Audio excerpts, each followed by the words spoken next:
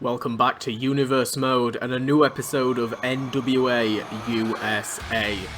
And we are kicking it off with the Irish Prince of NWA, the #1 contender after losing his Junior Heavyweight Championship to Johnny Gargano. Finn Balor. He's going to be taking on Gargano in a rematch for that championship at NWA Turn Up the Trouble in a couple of weeks' time. But he has a little bit of a roadblock, a challenge from another man within the Super Junior division.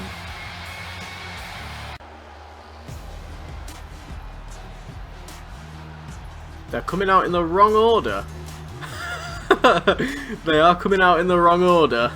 But it is in fact Santos Escobar. Well, aside from Raul Mendoza stealing Escobar's thunder there during the entrance, Escobar looking to make a name for himself here in the Super Junior division here on NWA USA. And over the past few weeks, NWA USA has been a lot less of a minor show. It started off as just a place where we could have a couple of extra matches for people that were kind of left off of the main card. But it's gone from that, and there's actually been quite some developments within NWA USA. Last week we had a stellar tag match. It was absolutely fantastic. We've had multiple matches and multiple rivalries spewing over from NWA Powerrr, and it's become really its own thing. And William Regal has said later tonight NWA USA is going to get its own flagship championship. It's going to be a bit of a trial run. We're going to see how it goes. Obviously we've got a lot of belts at the moment. We've got the women's belt, the tag team belt, the national, the world heavyweight and the Super Junior belt. And now we're about to gain a USA belt. Escobar missing that single leg drop kick there. Ducking out the way of Balor into the back suplex. Keeps it hooked. Looking for the German. And he hits it. He's keeping it hooked. Oh my god. Switches Balor around into the suplex. Very nice. But yeah, we could see somebody like Escobar win the NWA USA Championship in the future, but tonight is being advertised as a Clash of Champions. The biggest men on the roster have been chosen, not just by that alone, but that is partially the factor, but also men that have been competing well over the past few weeks. We're going to have a fatal 5-way to determine who will be the inaugural NWA USA Championship. Again, it's going to be a bit of a trial run, and if William Regal feels like it's not working out, I'm sure it'll get folded into another championship as we've seen in the past. But exciting times if you're an NWA fan. And now multiple chops into the Pele kick. Some good footwork there from Balor against Escobar, and now Escobar with some offense of his own, tried to burp there. I apologise. Oh, good grief. Look at the combination. And Balor says, no way. Oh my god, and a forearm. Balor getting all leery with a comeback. There's a sling blade.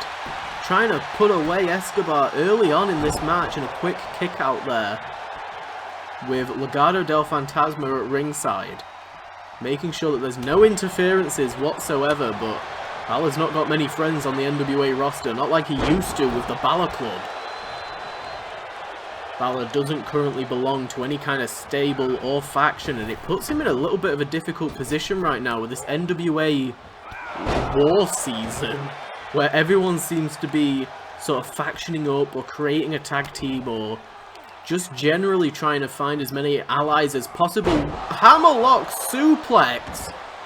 Santos Escobar with some of the best looking moves I think I've ever seen in Universe Mode. Good grief.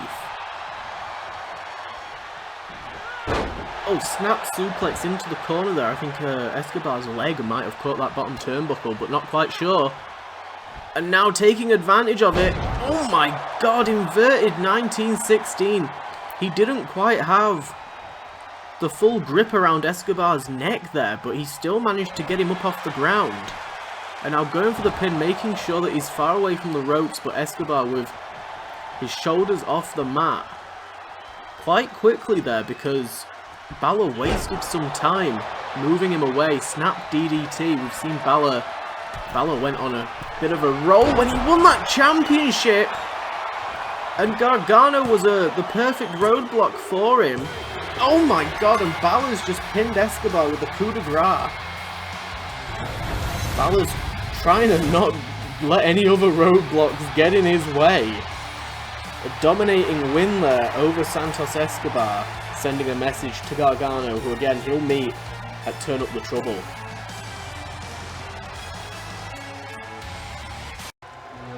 And that sound means only one thing. Pain for whoever's gotta go up against this man. Everyone knows who it is. The winner of the males tournament for the Crockett Cup. He's the owner of the Triple C, the Crockett Cup cash-in case, the Quadruple C. I added a C in there where it shouldn't have been. It was the Crockett cash-in case. Whatever. He's got the cash-in case.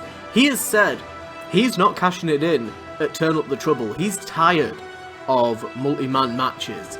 He ain't gonna make that match into a triple threat. So Will Ospreay doesn't need to watch his back for Volta, at least until after Turn Up the Trouble. So at least that's something, I suppose. And Volta's going to be taking on the poor soul that is Rick Boogs. So yeah, Volta won the championship. He won the Crockett Cup tournament back at the pay-per-view.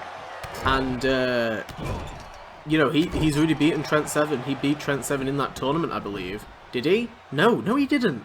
What am I lying for? Kyle O'Reilly beat Trent Seven in the build-up to that tournament. And then Volta beat Kyle O'Reilly in the finals. It almost was Volta versus Trent Seven for the finals. But thankfully for Trent Seven, Kyle O'Reilly won and just got completely pummeled by Big Volta, the ring general. And, yeah, Volta can now cash in. In the meantime, he's got the opportunity to build himself up as more of a contender, to just earn himself a championship opportunity naturally if he wants. Nobody said he had to use the case anytime soon. He's got until the next Crockett Cup pay-per-view, which could be a very long time away. We're not actually sure just yet, so this is going to be very, very interesting. So far, in this match, it's been all Volta. Just chops and kicks and overhead punches and slaps and all sorts of stuff. Got a knee in there by Rick Boogs, sending Volta into the corner now. Oh my god, he's going to try and pick Volta up. Oh my god, out of nowhere! He's just picked up Volta, and Volta immediately flattening Rick Boogs. Good grief. Oh my god, and a quick kick to the face. Oh my god, a shotgun drop kick. Oh, and all of Volta's weight comes down on top of Boogs. Holy shit. And Boogs continuously fighting off Volta. And a slap again! He keeps slapping him! Good grief! And now Volta with the sleeper hold, locked in on Boogs, trying to make Boogs tap. Oh, and he knocks him out, he chokes out Boogs. Boogs had a moment there. But all he did was anger the beast that is Volta.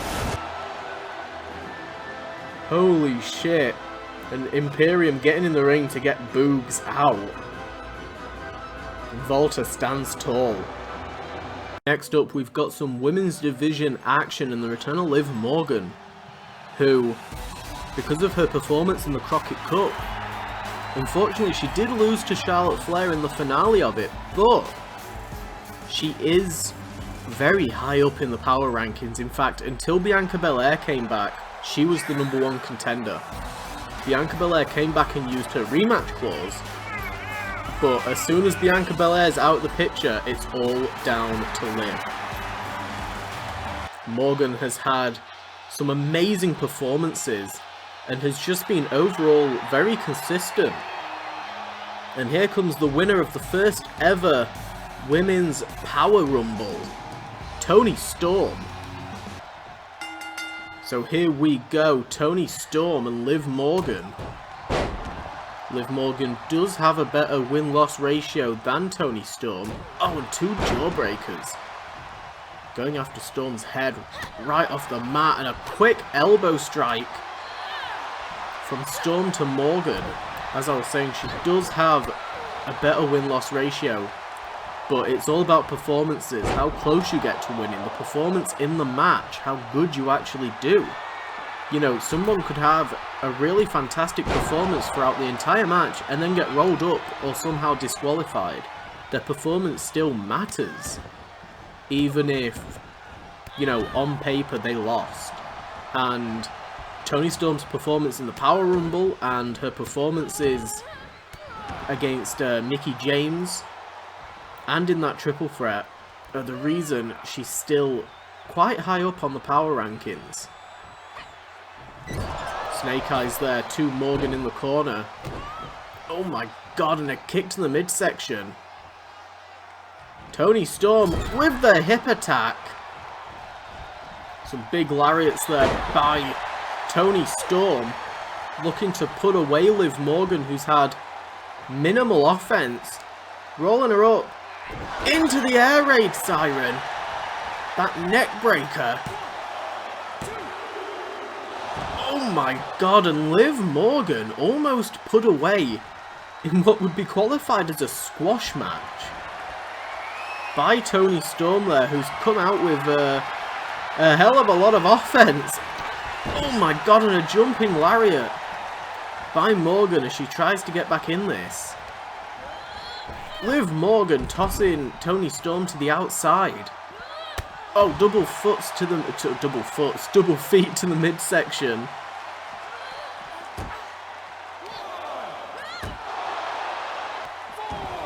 Liv Morgan's been really utilising the exterior of the ring, breaking the count there.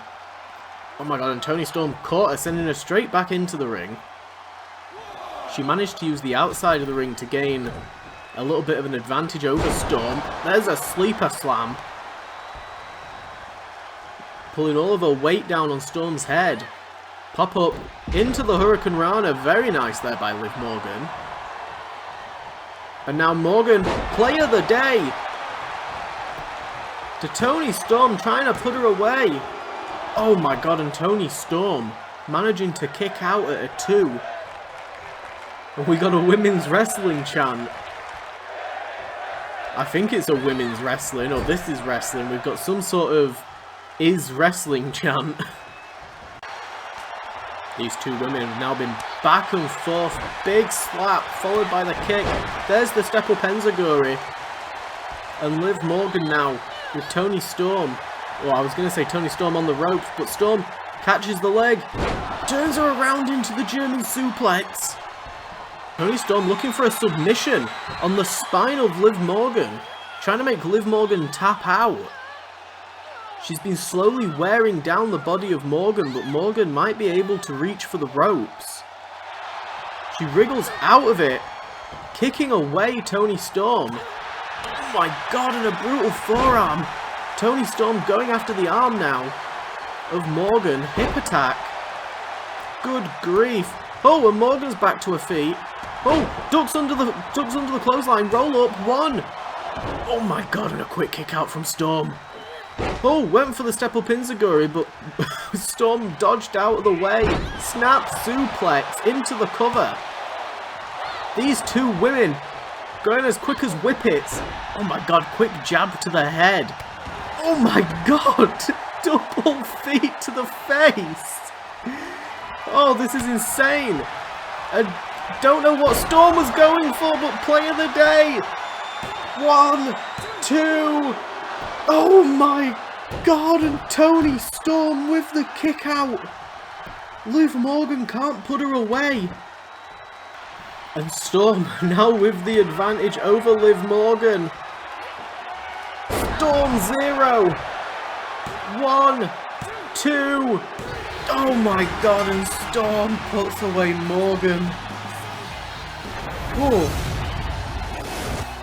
That was one hell of a match.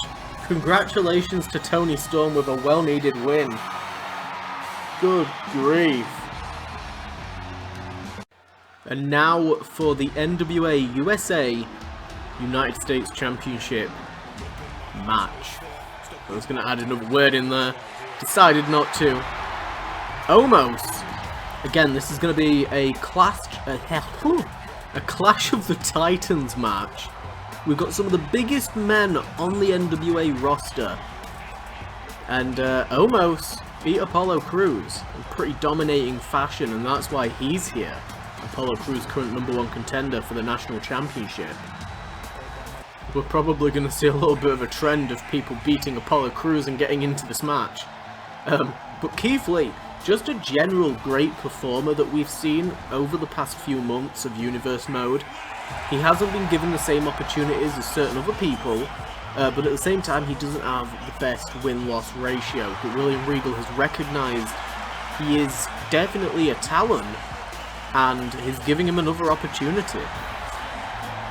And speaking of Apollo Crews, his bodyguard, his hired gun, Commander Aziz, he beat Austin Theory in his debut match, so that's a pretty big win. Out of everybody, he's probably the most deserving out of everybody in this match of being in this match. And representing United Empire, the mercenary Jeff Cobb, handpicked by Will Ospreay. William Regal said, Ospreay, somebody from your stable, because of your position, can be in this match here tonight. I know that they will draw some more viewers. And, well, he chose Jeff Cobb. He tried to help Jeff Cobb in last week's tag match. It didn't go as planned, and Cobb unfortunately got pinned by Tyler Bate, but he's out here tonight. And the man that debuted on NWA Powerrr. As I said, we're going to be seeing more people that had beaten Apollo Crews, and Karrion Kross, the hired killer, the hitman. He's not going to be accompanied by Scarlett, but with only his second match in the company, being given a championship opportunity is massive. Here we go. We've got Omos, Karrion Kross, Commander Aziz, Jeff Cobb, and Keith Lee. A hell of a lot of weight in this match, and a lot of it getting thrown around early on. Keith Lee just left the ground already, thanks to Aziz throwing him in the air. Both feet left the ground early on. Good grief, and Omos going after Karrion Kross with those hard-hitting paws. Good grief. Already some brutal offense as we kick this off. And Omos is using his size advantage against Karrion Kross,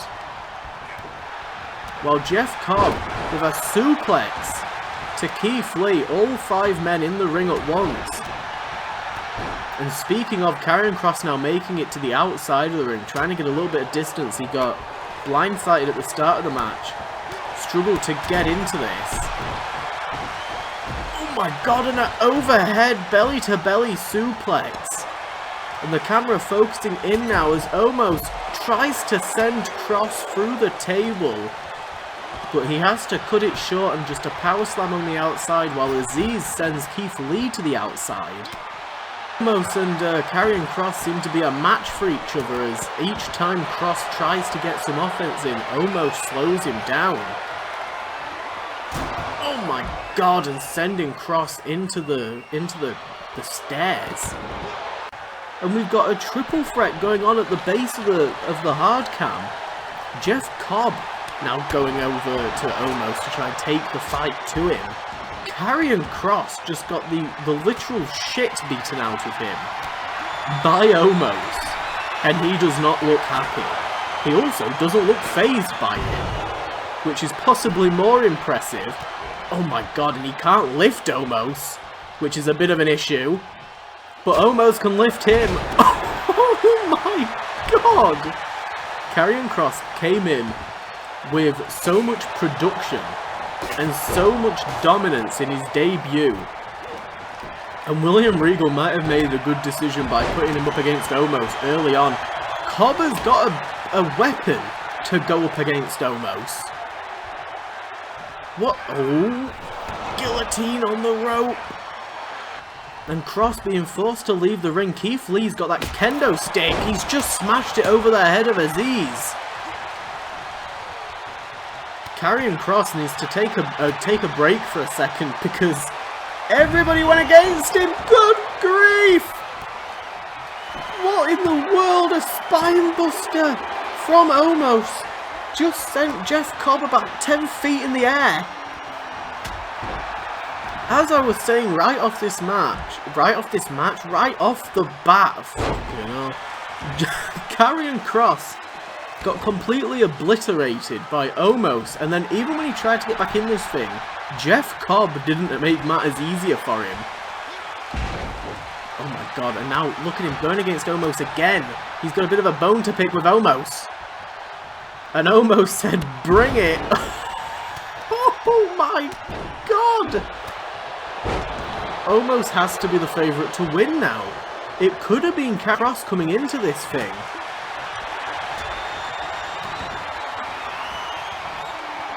Oh my god, and in the ring, we've just seen Keith Lee hit the ground zero on Omos. Oh my god, and Omos with the kick out. I don't know what was happening on the outside. Aziz had some kind of submission hold.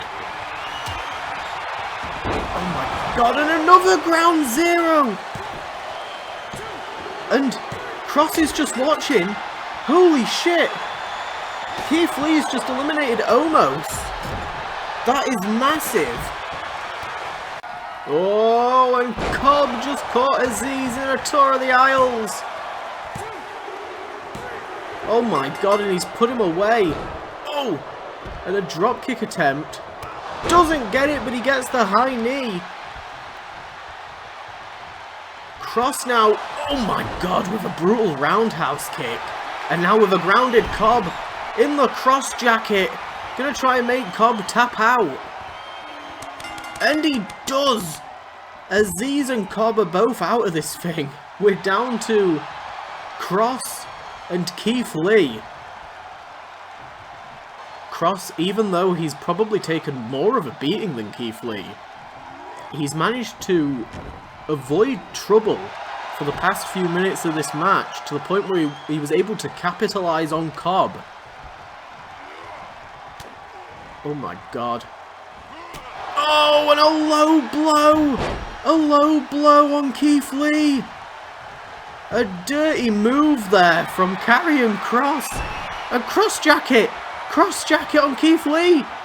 Trying to make Lee tap out! And he does! Oh my god! The low blow into the submission. The perfect combination, and Karrion Kross, in his second match, just picked up one of the most important championships just created in the company.